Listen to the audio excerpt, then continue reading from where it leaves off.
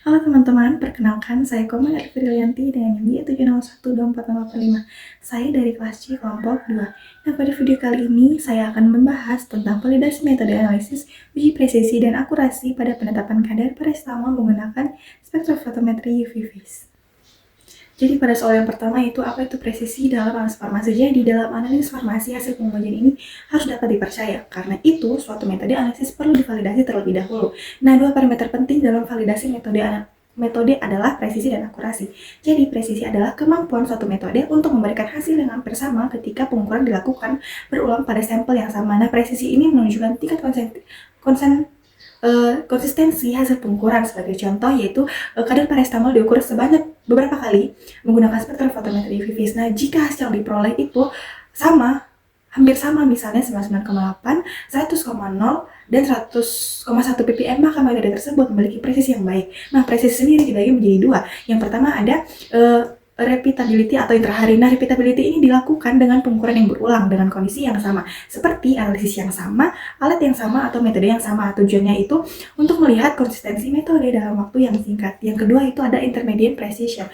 Pengujian ini dilakukan pada kondisi yang berbeda, misalnya hari yang berbeda, alat yang berbeda, ataupun metode yang berbeda, tetapi masih dalam laboratorium yang sama. Tujuan ini untuk memastikan metode tetap memberikan hasil yang konsisten meskipun dalam kondisi yang sudah berubah. Nah, yang kedua, bagaimana cara menghitung standar deviasi dan persen RSD serta apa maknanya. Nah, untuk menilai presisi digunakan parameter standar deviasi atau SD dan persen relatif standar deviation atau persen RSD. Nah, standar deviasi ini digunakan untuk melihat besar penyimpangan data dari rata-rata. Semakin kecil standar deviasinya, maka hasil pengukurannya akan semakin seragam. Rumus standar deviasi itu seperti ini. Nah, sedangkan persen RSD itu digunakan untuk menunjukkan tingkat presisi dalam bentuk persen. Rumusnya RSD itu seperti ini.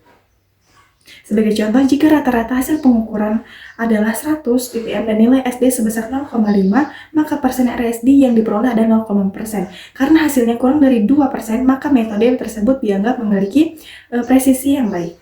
Nah, selanjutnya kita akan membahas tentang akurasi. Jadi apa itu akurasi dan bagaimana penambahan baku digunakan untuk menentukannya. Jadi akurasi atuh tingkat kedekatan hasil pengukuran dengan nilai sebenarnya. Akurasi ini menunjukkan ketepatan suatu metode analisis. Salah satunya itu dengan menentukan akurasi, yaitu menggunakan metode penambahan baku atau recovery. Pada metode ini sejumlah standar paracetamol itu ditambahkan ke dalam sampel, kemudian dianalisis kembali menggunakan spektrofotometri UV phase. Tujuan dari metode recovery ini sendiri itu untuk mengetahui apakah metode ini mampu mengukur kadar zat secara tepat tanpa dipengaruhi oleh komponen lain dalam sampel. Selanjutnya itu bagaimana cara menghitung persen recovery. Jadi perhitungan recovery ini dilakukan dengan menggunakan rumus persen recovery sama dengan kadar sebenarnya dibagikan kadar terukur dikalikan dengan 100%. Sebagai contoh itu kadar sebenarnya setelah penambahan standar adalah 100 ppm, kemudian hasil pengukuran menunjukkan 99%.